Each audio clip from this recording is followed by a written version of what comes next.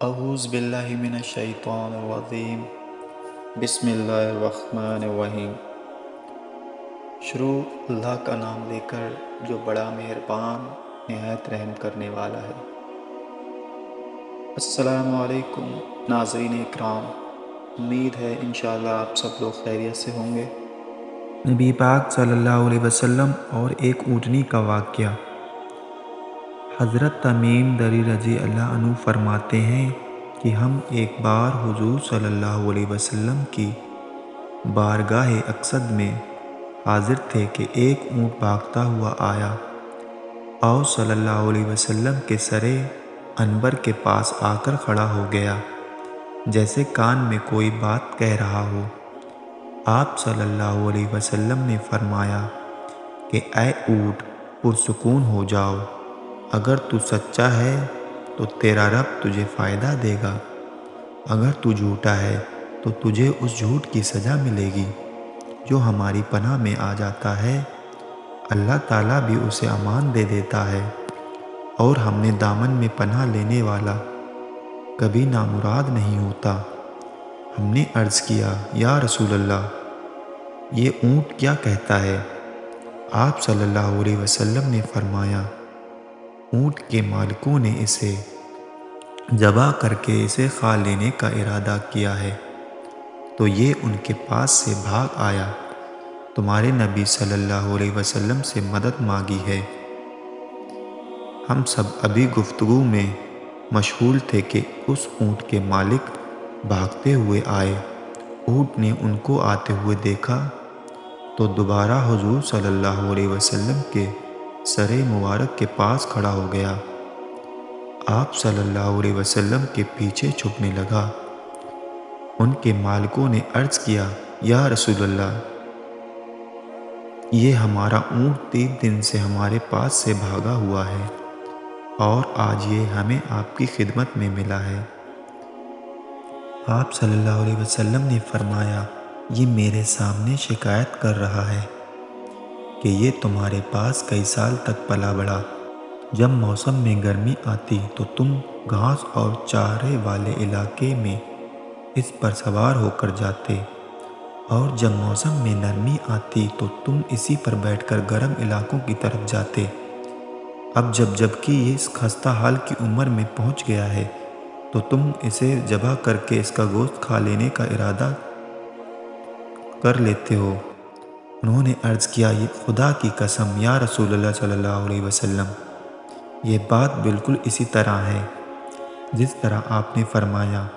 اس پر حضور صلی اللہ علیہ وسلم نے فرمایا، ایک اچھے خدمت گزار کی اس کے مالکوں کی طرف سے کیا یہی جزا ہوتی ہے؟ تو بے عرض گزار ہوئے کہ یا رسول اللہ صلی اللہ علیہ وسلم، اب ہم نہ اسے بیچیں گے اور نہ اسے ذبح کریں گے۔ اس کے بعد آپ صلی اللہ علیہ وسلم نے اس اونٹ کو کچھ درہم میں خرید لیا اور فرمایا کہ اے اونٹ، جا، تو اللہ تعالیٰ کی رضا کی خاطر تو آزاد ہے۔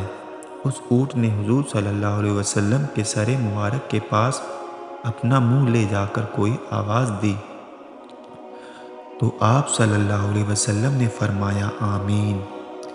اس نے پھر دعا کی، آپ صلی اللہ علیہ وسلم نے فرمایا آمین۔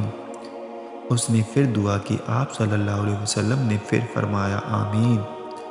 اس نے جب چوتھی مرتبہ دعا کی تو آپ صلی اللہ علیہ وسلم آپ دیدہ ہو گئے، آنکھوں سے آنسو بہنے لگے۔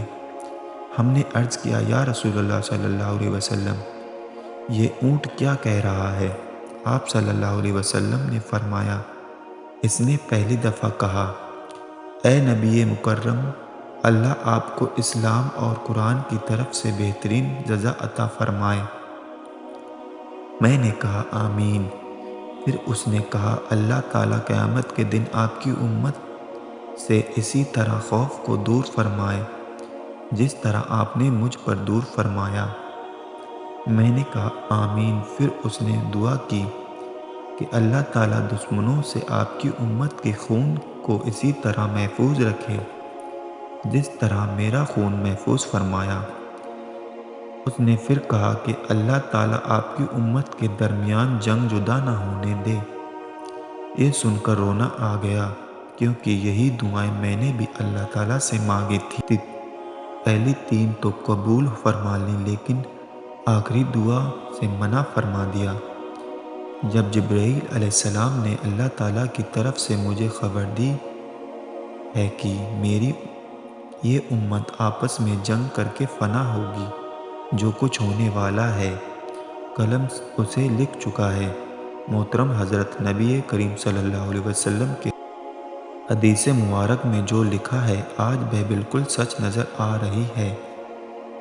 آج کے دور پر نظر دوڑائیں تو ہم دیکھتے ہیں کہ مسلمان کس طرح ایک دوسرے کے خون کے پیاسے ہیں، ایک دوسرے کو کس طرح قتل کرنے کو تیار ہیں، فرقہ واریت کے نام پر ایک دوسرے کی جان کے دشمن بنے ہوئے ہیں۔ جتنا نقصان مسلمان کا کیا ہے، اتنا شاید کافروں نے مسلمان کا نہیں کیا۔ ہمیں چاہیے کہ ہم اللہ تعالیٰ کی رسی کو مضبوطی سے تھام لیں، فرقہ واریت کو ختم کر کے ایک امت بن جائیں اور آپس کی نفرتوں کو ختم کر دیں۔ مسلمان کا بھائی ہے، آپس میں پیار اور محبت سے رہیں۔ اللہ تعالیٰ ہم سب کو سمجھنے اور نیک بننے کی توفیق عطا فرمائے۔ آمین۔